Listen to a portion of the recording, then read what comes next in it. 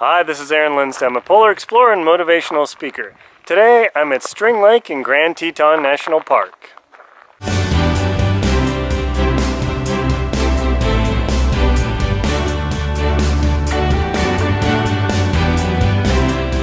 Grand Teton National Park is one of the most spectacular national parks in the entire system in the United States.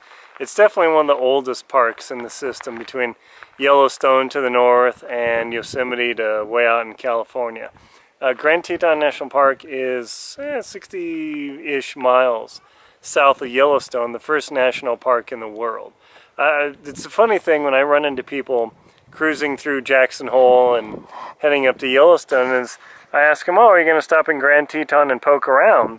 And they always ask, Grand Teton, what's that? Oh, okay, so you're totally missing out. Yes, Yellowstone's spectacular, the geysers, the fumaroles, Old Faithful, totally cool. I'm trying to block the wind here.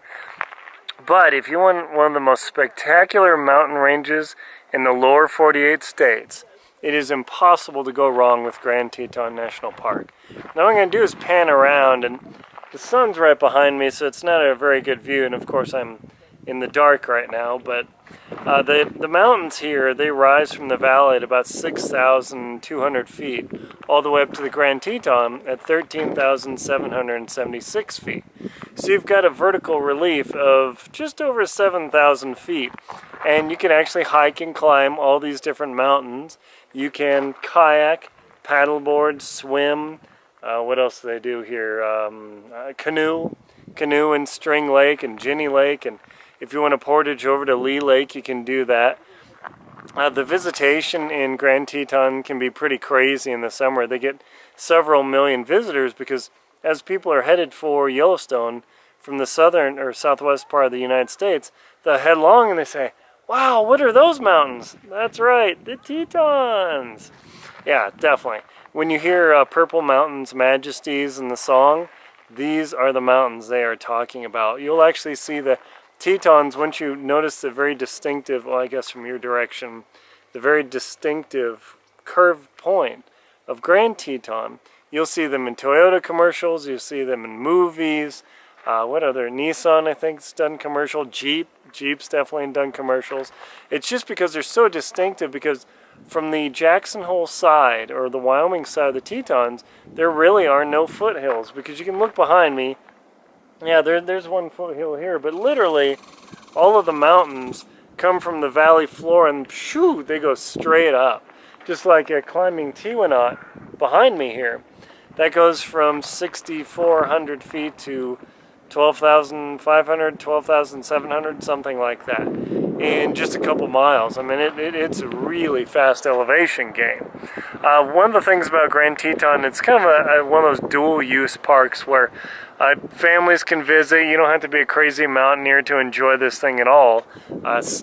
String Lake is super popular. You can, let me see if I can show you the paddleboarder and the canoe guy over there. And then the crown jewel of the park is Jenny Lake. Jenny Lake, the base of that thing is so beautiful because it's right at the base of what's called the cathedral group, which is Grand, Middle, South Teton, Teton, Worcester, Owen, something like that. Yeah. Trying to remember these off the top of my head. It's not as easy as you might think. And the one challenge about going to Jenny Lake is that the traffic and parking can get pretty challenging. The park's been working for a couple years on trying to fix that problem. It's really tough. In fact, during summer, they've got those electronic signs saying, hey, by the way, parking could be a problem. So just know, local secret, if you really want to come out and park and experience a place, don't show up at like noon, because you'll get there and you'll be very frustrated by the parking. I'm going to turn here to see if we can cut the wind off, because that breeze keeps kicking back and forth. If you want one of the hikes that's one of the most accessible to the mountain lakes, that's Taggart. If you go to the Taggart parking lot, there's a couple maps there, and you can hike to a couple lakes called Taggart and Bradley. There are two ways to get there. One, if you head to the north, or when you're coming from the parking lot, head right, and you'll loop around, and it's a very easy trail. I think there's only one steep section that's, I don't know, like like 100 or 200 feet. Steep, meaning it's not totally flat, but it's easy to do. I've seen kids as young as 4 marching along with their parents, and I've seen older folks in their 70s cruising along. I wouldn't say it's not wheelchair friendly, that's for sure, but you know, if ever you wanted to experience a high mountain lake and go across a couple creeks, boy, it is impossible to go wrong at Taggart Lake Trailhead. Another place that's real popular, it's the thing called Moose Wilson Road. If you want the chance to see beavers, grizzly bears, black bears, and all that, Moose Wilson Road is the road to go on. Now it's a little bit hidden. You can go online and look it up, and it's easy to find now. But it's kind of a when you go into the park, just past the main visitor center, the Craig something or other. Oh boy, visitor center. There's this little sign that says Moose Wilson Road, Village, 12 miles, whatever it is. You take that thing, and it's a windy dirt road. It's pretty flat, but you can get into the Moose Wilson Road area. Now, and during the summer, it definitely can be congested, but boy, if you want to find black bears and grizzlies munching on berries, it's great. One thing, too, if there are grizzlies out, the park will close certain areas because they're simply too dangerous. Black bears are relatively docile, so if they're munching on berries, you'll see that. And anytime you're driving through Grand Teton or Yellowstone or anywhere the area here, if you see a ton of cars parked somewhere, just know that there's an animal out. It might be a wolf, a bison, a moose, a bighorn maybe, an elk, a deer, just all over the place. People come here to see they call them the big five, the moose, bison, elk, not the deer, the bighorn, and mountain sheep. Bighorn, yeah, something like that. And it's relatively easy to find the animals here. As you can see, this particular lake, String Lake, is very special because it's super shallow. I've never actually been very successful fishing here, but definitely a popular option because it's so shallow. I mean, you put the polarized glasses on, and you have no problems seeing into the water, so that's actually kind of nice. As far as Grand Teton being a backcountry park, oh my gosh. If ever you want to get in the mountains super quick, the backcountry experience in Grand Teton is unparalleled. One thing when you're hiking on the trails, I wouldn't say you must bring bear spray, but folks, you must bring bear spray. You do not want to go into the backcountry with it because there are grizzlies here. They were reintroduced, I don't know, when they were reintroduced into Yellowstone. And they have migrated down into Grand Teton, and they have been, I believe, spotted down in Jackson Hole. And they are serious, powerful animals. There is no fighting those off. Putting up your fist ain't gonna happen. Also, you want to use bear spray over a firearm because the chance of fending off a non-serious attack with bear spray is over 90%. With a firearm, it's only about 50%. And just mind you that even if you shoot a bear and you wound it lethally, a mad bear that's still alive for a minute can do a lot of damage. So you want to be there. Also, when you shoot bear spray, it shoots this huge cloud of pepper spray, and the good chance that you'll hit the bear. A pistol, when you're putting a load in your shorts as a bear is charging you, chance of hitting it, because unless you're highly trained and practice that, hitting a moving animal charging at 30 miles an hour while you're scared out of your wits, not likely. Also, the park highly frowns on loaded weapons in the park. It's a thing that the law changes every year depending on who's in power, so definitely be careful with that. So generally, firearms, you do not want to discharge a firearm in the park. It will not go well for you. There's this one poor guy from Salt Lake City in Utah, and he was in the forest just like this, camping, and he thought he heard a bear. He says, oh crud, and his wife's like, oh my gosh, I think there's a bear. So he gets out his gun and boom, shoots a tree to scare off the bear. And of course people are like, oh my gosh, was that a gunshot? Of course it was. So the park rangers get called in, they come out of this poor guy and say, hey, did you shoot a gun? And he said, well, yeah, of course. Like, why'd you do that? Well, I thought there was a bear, and we were told to make noise. All right, folks, not the kind of noise level you want to do.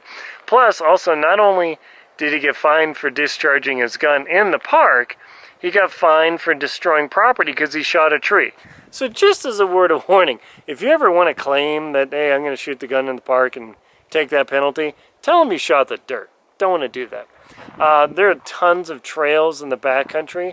The most popular is what's called the Grand Teton, or the Teton Crest Trail. And it goes from the highway at the pass called Teton Pass all the way over to String Lake, where I am now. And that thing, if you do the full length, it's 43 miles. It's really far. I've actually done it from Granite Canyon all the way to String and Lee Lake. I started at about 7 a.m. I ended here the next morning. I just hiked it overnight, so I didn't need a permit because I wasn't camping.